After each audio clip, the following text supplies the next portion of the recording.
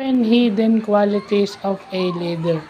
So, yung project management sa Instagram, yung Instagram page nila, is naglabas ng 7 qualities ng isang leader. So, again, management blog ito.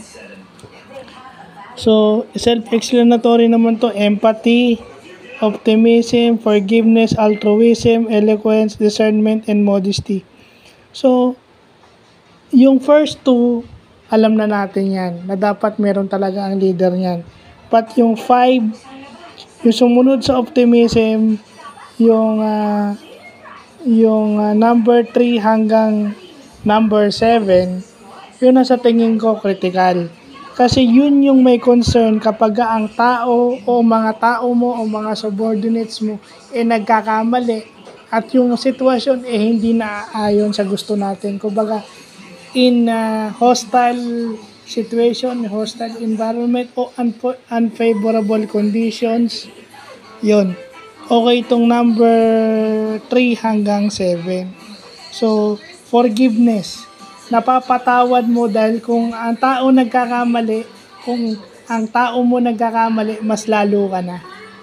So, dapat maintindihan mo na kung nagkakamali sila, nagkakamali ka rin.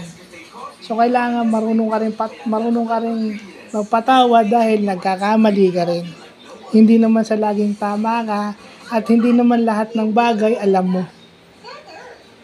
Okay, yung altruism. Ito, napaka-importante nito. Komportable, hindi naiilang sa iyo yung mga tao. Despite of your great status in the organization, hindi sila naiilang sa iyo. Kasi minsan, pag achiever ka na sa workplace, ang tendency is, naiilang sa'yo yung tao, nahihiya. So, kung meron kang altruism na parang, oy, tao lang din ako, di ba? Nagkataon lang na na-achieve ko yung mga bagay na to, pero I'm still human. Parang ganun ang dating. Eloquence, yung ang galing mong magsalita, ang galing mong mag-communicate, ang galing mong